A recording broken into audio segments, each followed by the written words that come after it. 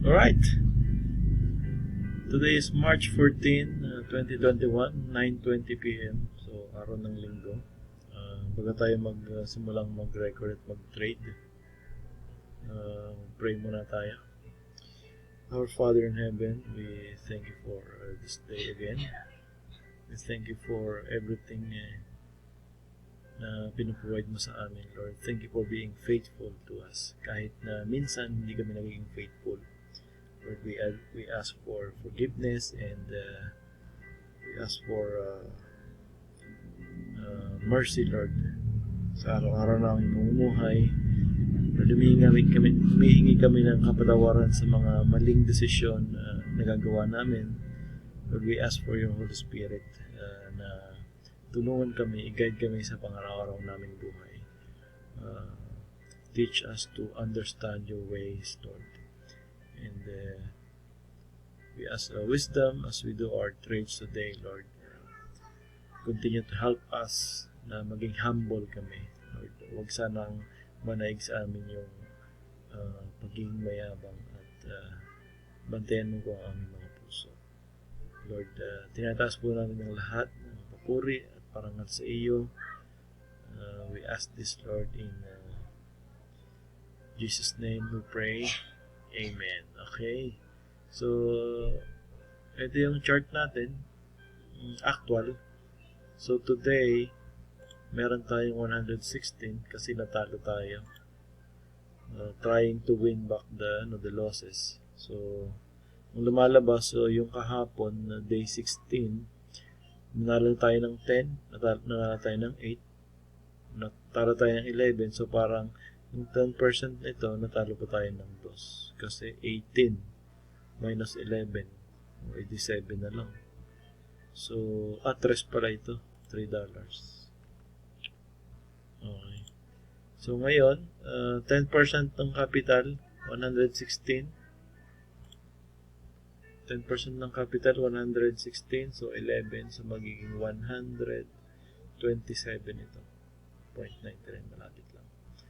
So again, this is the day 17 of our documentation and experiment of 10% compounding interest using trust the trend, trust the ladder, secret technique, and then expect the reversal na strategy natin. So, gagawin ko ngayon is to really trust the trend. Nakalimutan ko yung sole purpose nito is, yung experiment nito is using this very simple strategy ng trading sa IQ option. Okay, so we'll be using ladder 138 or martingale o kung ano man tawag dyan. Pero in our community or school, we call it ladder of success. Okay. So this is downtrend. So ang position natin ay lower, so hit tayo ng lower at $1. Kailan? Sa signal ng candle. So this one siguro after syempre i-reveal ko din yung technique na secret na sinasabi ko. So for now we'll be using 138. So limit loss natin is again $12 pa rin. 138 pag natalo yung tatlo. So pass na tayo. Let's hope and pray not ang kahit anong technique ang gamitin natin dito, ang pinaka last na sinasandalan ko dito is the moment na nag-place tayo ng order and yung magko-close yun, sigad na ang bahala dun. Parang let's give it all to him. Ayan, first trade,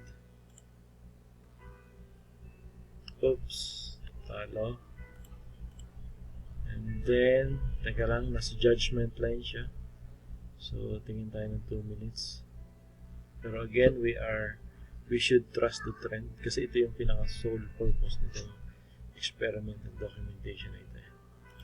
Tingin muna tayo ng 3 minutes. Pag nag-signal lang down, red and red, habol tayo. Unless otherwise, higher tayo. Ito sana ang hinihintay ko.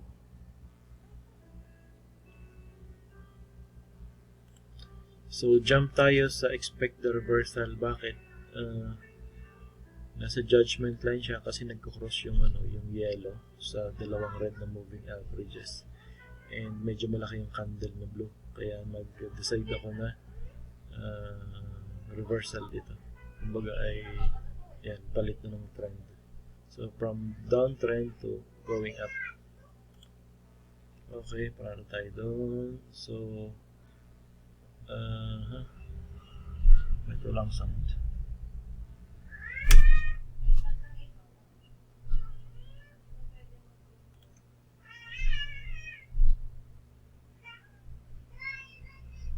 This could be going back down. Sige. Parang nag-pump na siya or babalik sa taas. Ganun lang naman yun. Up and down lang naman eh. So, tinitimbang lang natin based on signal ng indicator na ginagamit natin. So, I am using these indicators. RSI, awesome oscillator, and then moving averages.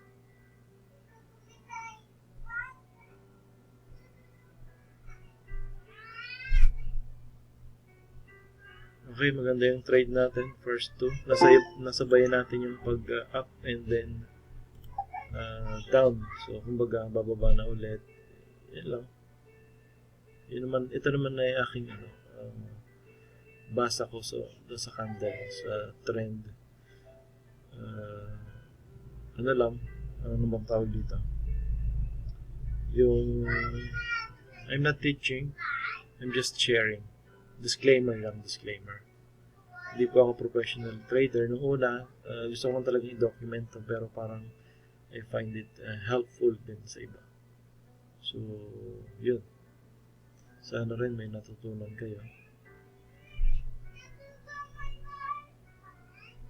And of course, okay. Teka.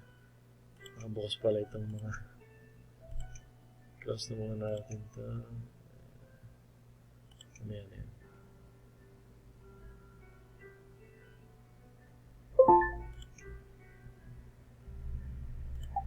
Digital tayo kasi ang binary ay maliit. 87 lang to 95, so malaking difference. 116 plus 11, 127. Mga kudyo,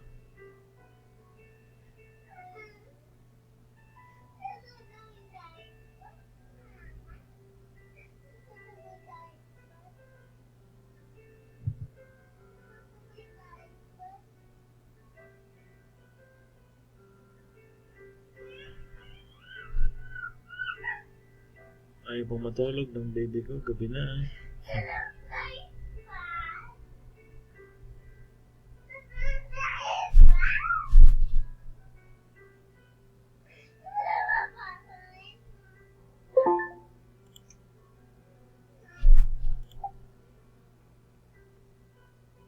Trading history.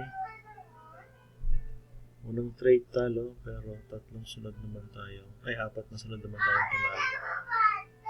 Today is March 14. Again, this is day 17 of our documentation. Day 17.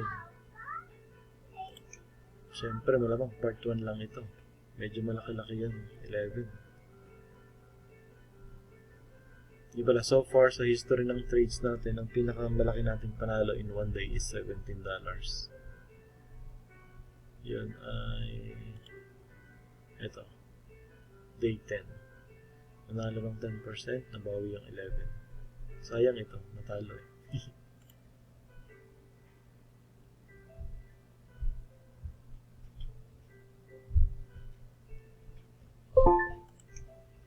Right. Okay. Opo. May ginagawa po ako. Anong kailangan mo? Matulog ka na, anak. Bukas ng iPad. Ayun, patay.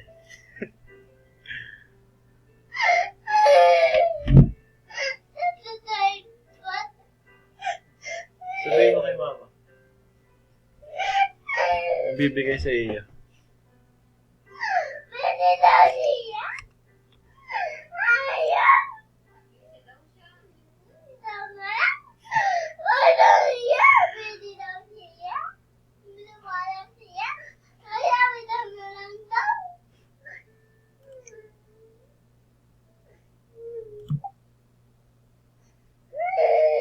Nakakaawa naman ang anak mo kapag ganyan.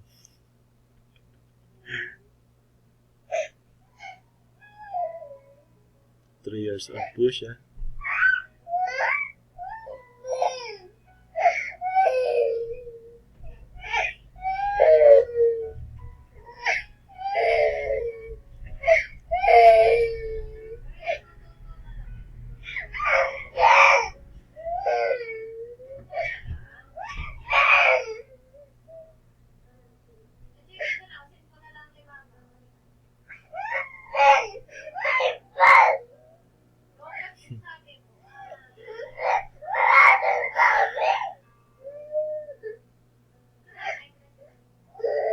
Anak, bakit ka nagagalit?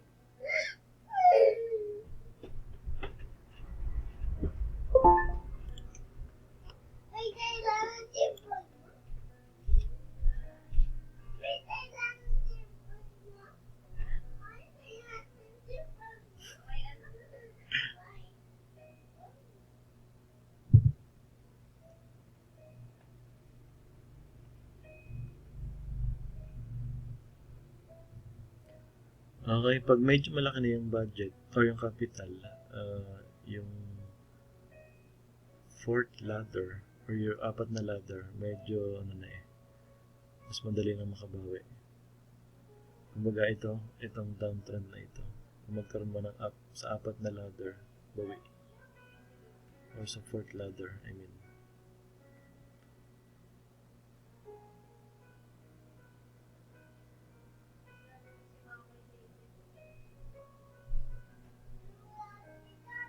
Yay! Inabit pa.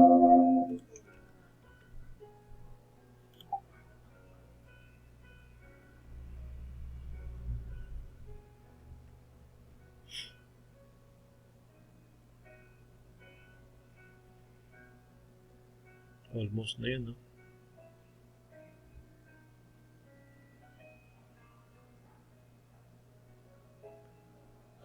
Malapit na naman siya sa judgment line.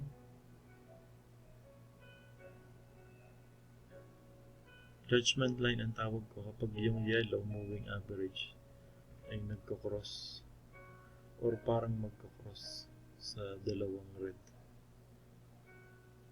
Down muna.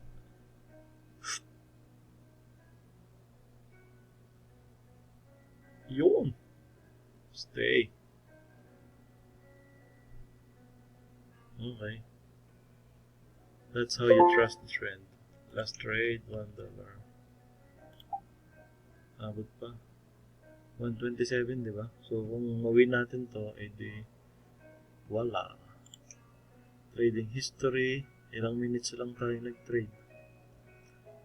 425, saka 34, so 39 minutes. Pang 10 ito kung mananalo. Tapos $11 na yung win mo. Every time na nanalo ako, pinakonvert ko siya sa pesos. Yan, isa palang bagong trivia today. Pero pag natatalo ako, hindi ko siya pinakonvert sa pesos. Bakit? Masakit eh. Okay, mukhang malayo-layo tayo dito. And abutin tayo ng time ng video. So, pause muna tayo. We will be right back. So, this is day 17 of part 1. I'll be right back, guys.